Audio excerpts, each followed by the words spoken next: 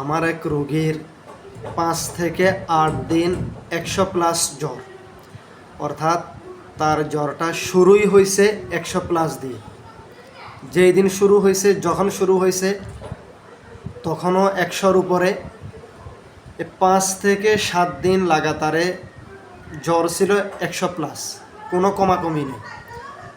Medicine খাইতে খাইতে খাইতে খাইতে নর্মাল খাওয়ার পর অ্যান্টিবায়োটিকের পরে হাই অ্যান্টিবায়োটিক খাইতে খাইতে লাগাতার 8 দিন জ্বর কমছেই না। সর্বশেষ আমার সাথে যোগাযোগ করলে আমি পরামর্শ দেই, তখন কিন্তু তারা সিদ্ধান্ত নিছে হাসপাতাল ভর্তি করাবে, প্রাইভেট হসপিটাল। তারা সিদ্ধান্ত নিছে প্রাইভেট হসপিটালে ভর্তি করাবে, যেখানে এক রাত্রে 25 থেকে 30 হাজার টাকা, সেখানে ভর্তি করাবে। আমি তাদেরকে পরামর্শ দিলাম, একটু সবর করেন, ধৈর্য ধরেন, একটাবার তাকে একটু রুকিয়া করে দেখেন, তার কোনো ব্ল্যাক ম্যাজিক, কুফুরি কালাম, জাদু বান্টনার সমস্যা আছে কিনা একটু রুকিয়া করে দেখেন। আল্লাহর রহমতে যদি ভালো হয়ে যায় আপনাদের হাসপাতাল ভর্তি হওয়া লাগবে না, আর যদি বা না হয় তাহলে সমস্যা নেই, আপনারা হাসপাতাল ভর্তি করাই। আমি এই কথাটা বলার পর তারা রাজি হয়। আমি 1 ঘন্টার সময় নিলাম। যাই হোক, আমি রুকিয়া করে দিলাম। রুকিয়ার পর খাওয়ার জন্য, গোসলের জন্য পানি দিলাম। এরপর বললাম 1 ঘন্টার মধ্যে যদি জ্বর কমে, কোনো ভালো ফলাফল দেখেন, আপনারা হাসপাতাল যাওয়ার প্রয়োজন নাই। আর যদি জ্বর না কমে, অবস্থা কোনো পরিবর্তন না হয়, তখন আপনারা হাসপাতাল যাবেন। 1 ঘন্টা পর আপনারা আমাকে জানাবেন। যাই হোক, আমার কাছ থেকে তারা বিদায়।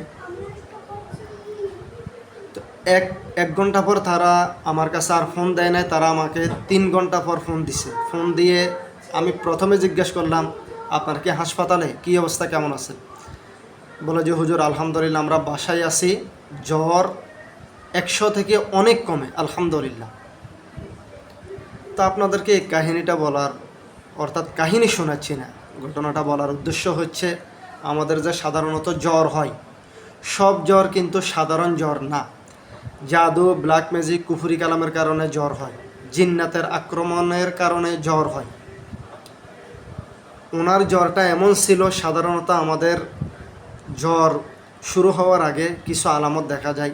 মাথা ব্যথা, সর্দি, নাক দিয়ে পানি পড়া, মাথা টনটন করা, শরীর সাবানো, কামড়ানো, এই সমস্ত থিমস জ্বর শুরু হওয়ার আগে দেখা যায়। সেটা স্বাভাবিক জ্বর। কিন্তু আপনার যে জ্বর, কোনো থিমস, কোনো আলামত এরকম দেখা যাবে না, হুট করে জ্বর। আবার জ্বরটা 100+, বহু মেডিসিন খাওয়ার পরেও জ্বরটা কমবে না, তখন ভেবে নেবেন এই জ্বরটা কিন্তু সাধারণ জ্বর না। এটা নিশ্চিত কোনো আগলা সমস্যার কারণে হতে পারে। এই রুগী থেকে আমি হাতে নাতে সেটা প্রমাণ পাই না। যে জ্বর 100+ লাগাতারে 8 দিন কমছেই না, হাই অ্যান্টিবায়োটিক মেডিসিন খাওয়ার পরেও কমে না। রুকিয়া করলাম, 1 ঘন্টা পরে পরিপূর্ণ সুস্থ, জ্বর 100-র অনেক কম আলহামদুলিল্লাহ। তা আপনাদেরকে এটাই বলার ছিল, সব জ্বর কিন্তু সাধারণ জ্বর না। ব্ল্যাক ম্যাজিক, জাদুর কারণে জ্বর হয়, জিন্নাতের আক্রমণের কারণে জ্বর হয়।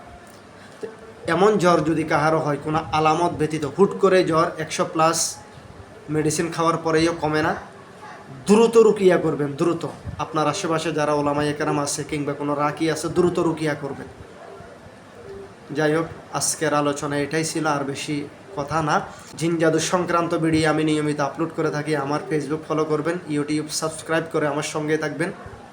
ভিডিওটি কেমন লাগছে অবশ্যই কমেন্টে জানাবেন। নেক্সট টাইম আমি আপনাদের জন্য কি আমল, কি সংক্রান্ত ভিডিও আপলোড করব, আপনারা কমেন্টে জানালে আমি সেই রিলেটেড ভিডিও আপলোড করব। আজকের জন্য এখানে বিদায় নিচ্ছি। আল্লাহ হাফেজ। আসসালামু আলাইকুম রহমতুল্লাহ।